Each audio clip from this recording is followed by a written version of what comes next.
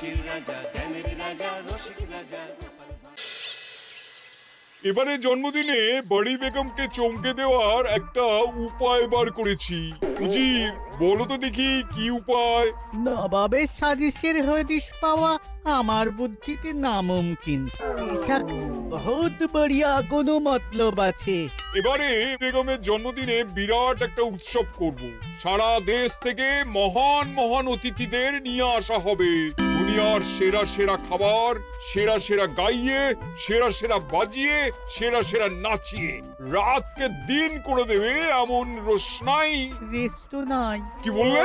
বহুত বড়িয়া আপনার সোচ, লেকিন মাফ করবেন হুজুর, রাজকোষের অবস্থা খুবই খারাপ। উৎসব করার মতো তো রেস্ট নাই জাহাপানা। কোনো কথা শুনতে চাই না। আমি হলাম গিয়ে বাংলার নবাব। আমি আনন্দ হই হুল্লোড় করবো না তো কে আর করবে? একদম ঠিক জাহাপানা, কিন্তু কর বসিয়ে টাকা তোলো। সব কিছুতেই কর বসানো আছে জাহাপানা। হাসি কান্না ছাড়া আর কোনো কিছুতেই কর বসানো যে বাকি নেই। তার ওপরেই কর বসাও। হাসি কান্নার ওপর কর? না, শীতকাল আসছে, বসাও বসাও কর হাঁচির ওপর। হ্যাঁ, হাতির ওপর কর? বসাও। ওরকম মুখ করে আছো কেন? যদি না পারো তো বলে দাও, আমি অন্য উজির নিয়োগ করব। আমি আজই ঘোষণা করে দিচ্ছি, এবার থেকে হাতির ওপর কর দিতে হবে। হ্যাঁ, তো জানাব, এতে প্রজারা যদি ক্ষুব্ধ হয়? আরে বাবা, প্রজাদের কাজই তো মাঝে মাঝে ক্ষুব্ধ হওয়া। তা ঠিক হুজুর। আমাকে কদর করে এমন কিছু সন্ডা আছে, তাদেরকে কাজে লাগাতে হবে। বহুত খুব জাহাপানা। তাহলে হাঁচি গোনার লোকের ব্যবস্থা করে নি। ওই সন্ডারাই হাঁচি গুনবে। ওদের স্বেচ্ছাসেবক হিসেবে নিয়োগ করো। বহুত খুব জাহাপানা। সব জায়গায় লোক পাঠাতে শুরু করো, তবে কৃষ্ণনগরে বেছে বেছে লোক পাঠাবে। আর মনে রেখো, ওখানে গোপাল আছে।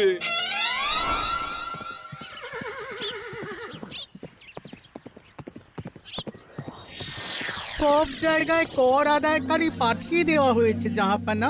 আপনার কথা মতো তাদের বলে দেওয়া হয়েছে যে আদায় হওয়া করের 10% তাদের বেতন হিসেবে দেওয়া হবে। সুতরাং কর আদায়ে কোনো ঢিলেমি হবে না। বহুত আচ্ছা, বহুত আচ্ছা।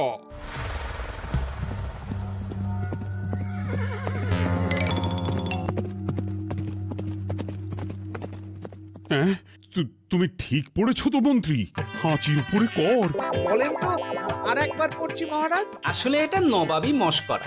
আমাদের নবাব যে খুবই রসিক মানুষ তা তো আমরা দেখেছি।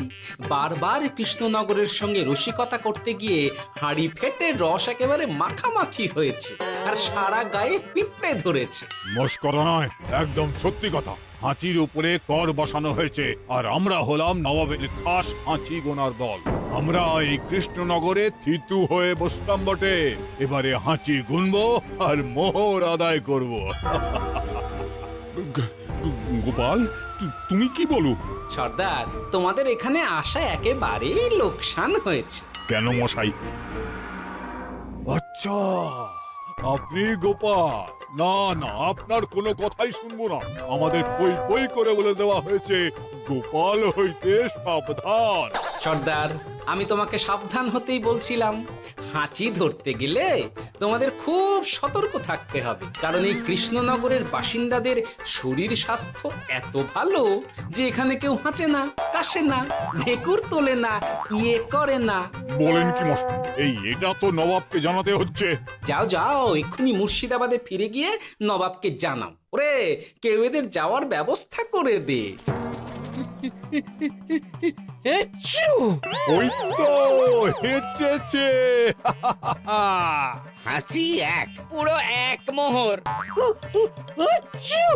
হাঁচি দুই, দুই মোহর। আরে, এটা তো হাঁচির বাচ্চা, এটা তো ধরলে চলবে না। কেন? হাঁচি হলেই তো হলো। কি করব সর্দার, লিখবো? দেখ, একবার গুনে যখন ফেলেছি পুরো ছাড়তে পারবো না।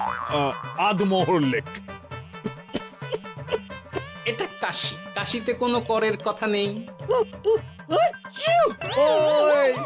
লেখ লেখ লেখ লেখ লেখ। হাঁচি তিন, পুরো এক মোহর।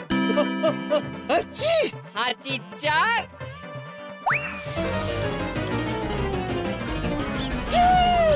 হাঁচি 5 লেখো। হাঁচি 6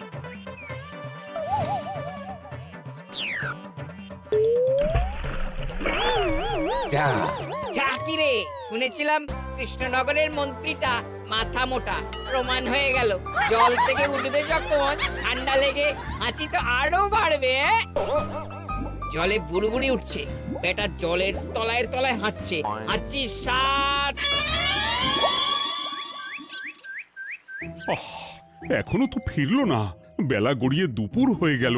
ভাববেন না রাজামশাই, আমরা যারা যারা এখানে এসেছি সবাই ধড়িবাজ লোক। মন্ত্রীর হাঁচি নিংড়ে নিয়ে ফিরবে। ছি ছি ছি ছি ছি ছি ছি ছি ছি। কি হলো গোপাল? আমরা কৃষ্ণনগরের প্রবাদ প্রতিম আতিথেয়তার অসম্মান করেছি মহারাজ। কেন? কিভাবে? কখন? এখন মহারাজ, এখন এনারা সেই সুদূর মুর্শিদাবাদ থেকে এসেছেন, আর আমরা এতক্ষণ শুধু অন্য কথাই বলে চলেছি, এনাদের আপ্যায়নের ব্যবস্থা করিনি। তাই তো। মহারাজ, আপনি ব্যস্ত হবেন না। এই কে আছো? শোনো, এদের রাজ অতিথিশালাতে থাকার বিশেষ ব্যবস্থা করো। এদের খাবার যাবে মহারাজের পাকশাল থেকে।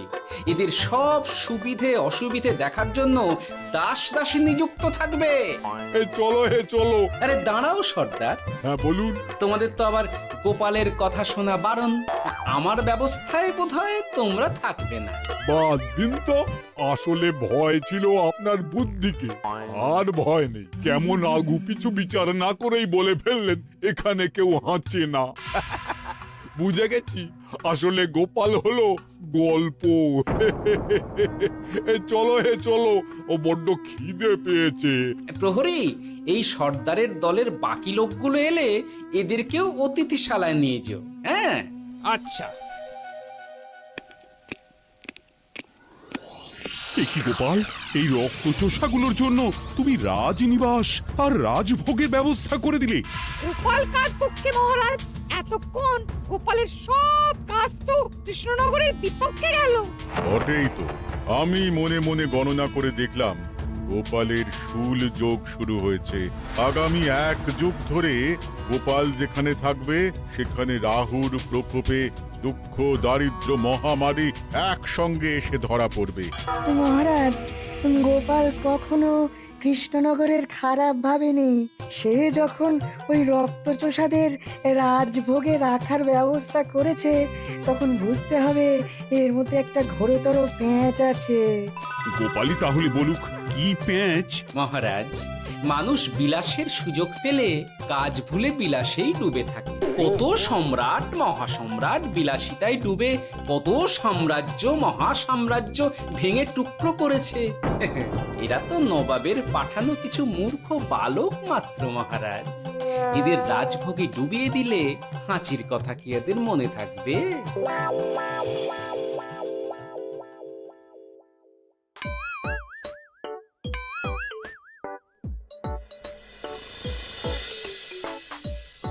কি ব্যবস্থাপনা সব ঠিক আছে তো? হ্যাঁ হ্যাঁ, খাসা ব্যবস্থা হয়েছে। আপনারা আমাদের অতিথি বলে কথা, আরাম করুন।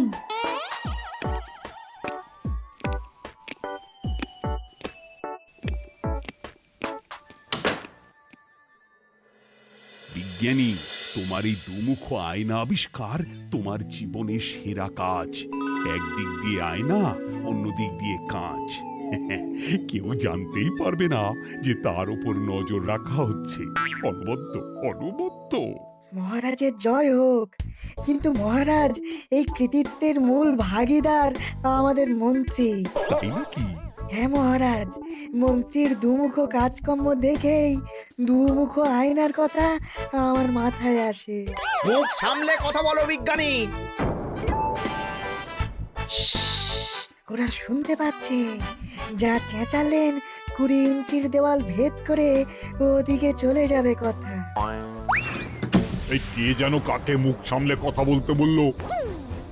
ওই ওই বাইরে কেউ বলেছে। এই তোমরা সবাই শোনো, অতিথিদের যেন আদর যত্নের ত্রুটি না হয়।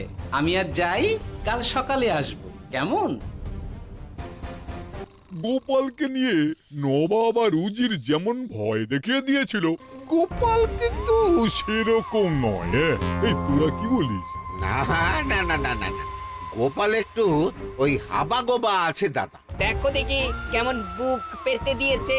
এবার ওদেরই বুকে বসে ওদেরই দাড়ি ওপরাবো। গোপালের জবাব নেই, ঠিক সামলে দিল।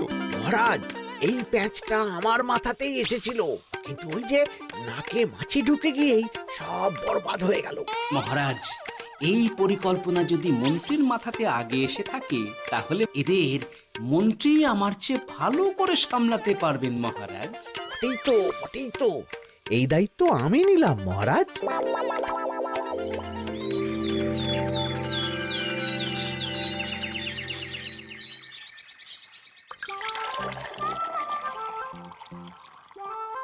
আহা, সকালে ঘুম থেকে উঠে এই রকম বেলের পানা যেন স্বর্গের অমৃত।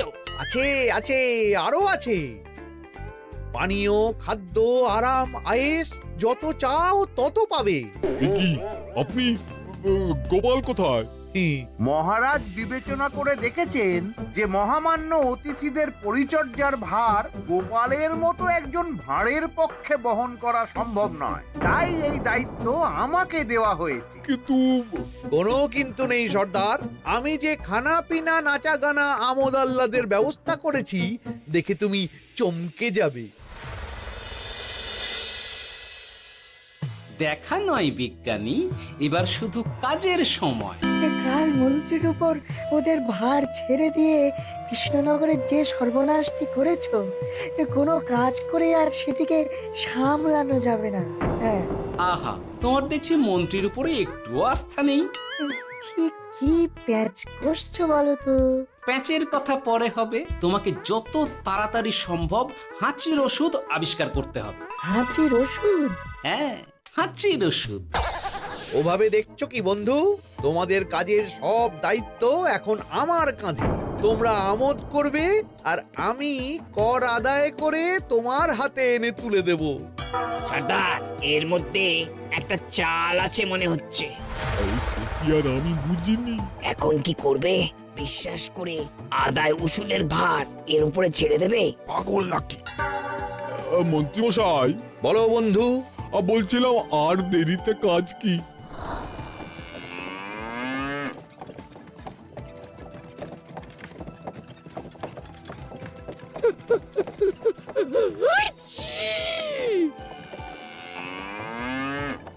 মন্ত্রী, লেখো হাঁচি এক। ওহে, তোমার নাম কি? মন্তেশ্বর হুজুরি আগে। লিখুন মন্ত্রী মশাই, নাম লিখুন। ওহে মন্তেশ্বর, হাঁচি কর, এক মোহর ছাড়ো দেখিনি। হাঁচি দুই। আরে যাও, দৌড়ে গিয়ে দু মোহর আদায় করে আনো। ওরে, তোরা সব কৃষ্ণনগরের কোণে কোণে ছড়িয়ে পড় দেখি, একটা হাঁচিও যেন বাদ না পড়ে। হ্যাঁ,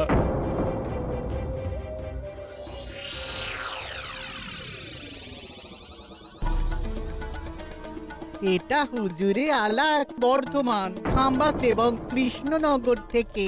চমৎকার চমৎকার। তাহলে গোপাল কিছু করতে পারেনি, আমাদের যুব শক্তি কৃষ্ণনগরকে পুরো নিংড়ে নিয়ে আসছে।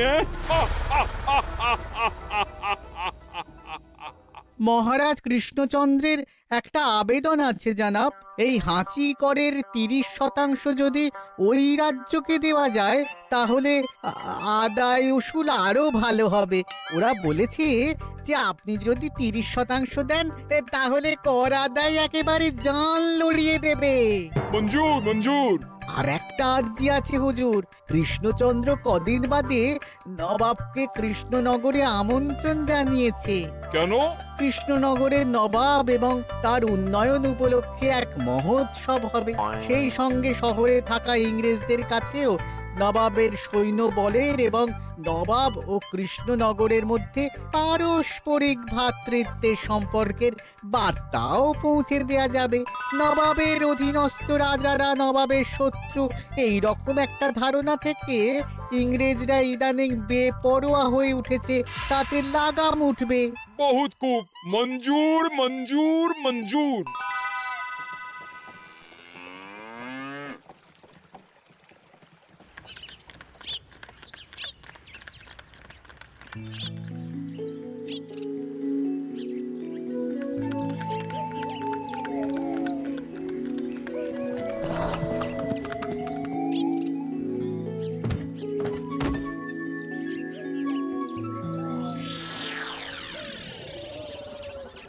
কি ব্যাপার গোপাল?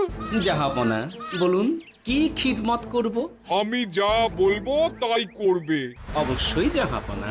কি আবার উজির, তুমি সাক্ষী, মহারাজ কৃষ্ণচন্দ্র আপনিও সাক্ষী।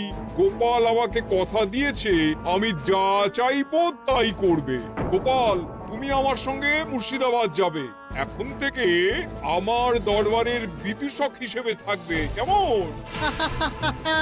ওরে ওরে ওরে ওরে ওরে, তোরা বাজনা বাজা। এখন থেকে গোপাল আর কৃষ্ণনগরের নয়, গোপাল মুর্শিদাবাদের। চড়ছে বাজা।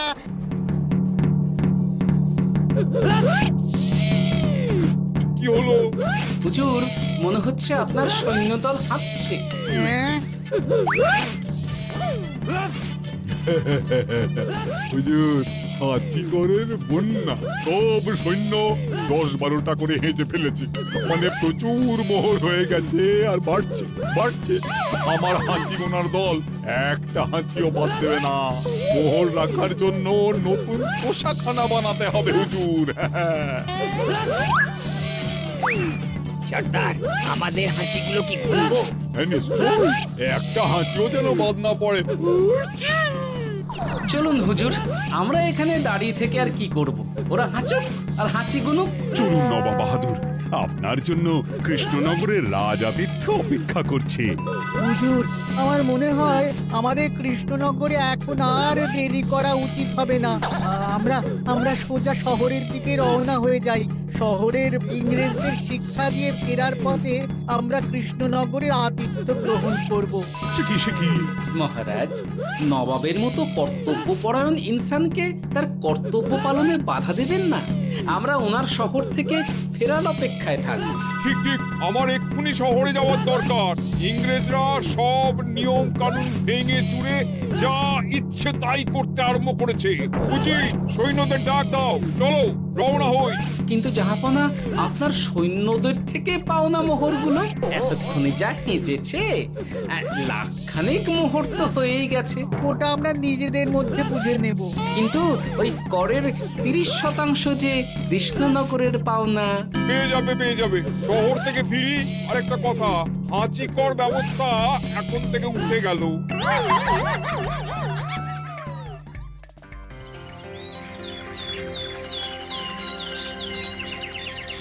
মহারাজ, কিভাবে গোপাল ভাঁড় মহাশয় নবাবের উন্মাদের মতো জারি করা ওই হাঁচিকর থেকে আমাদের সকলকে রক্ষা করেছেন তা আমরা সকলেই জানি। খাম্বাজের তরফ থেকে তাই গোপালকে সামান্য উপহার।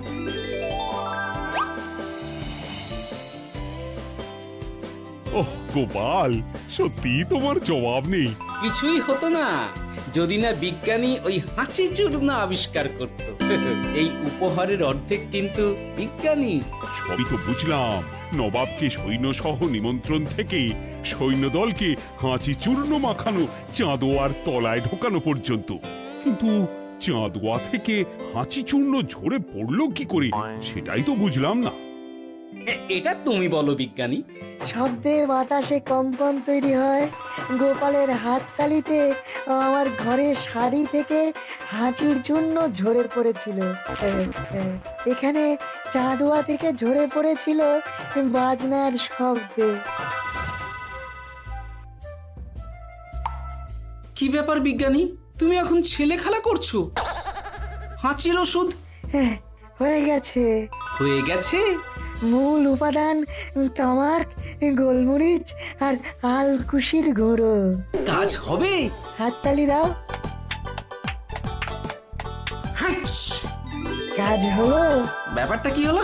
ওই শাড়িটাতে হাঁচি চূর্ণ মাখানো আছে, তোমার হাততালির শব্দের কম্পনে ঝরে ঝরে পড়েছে।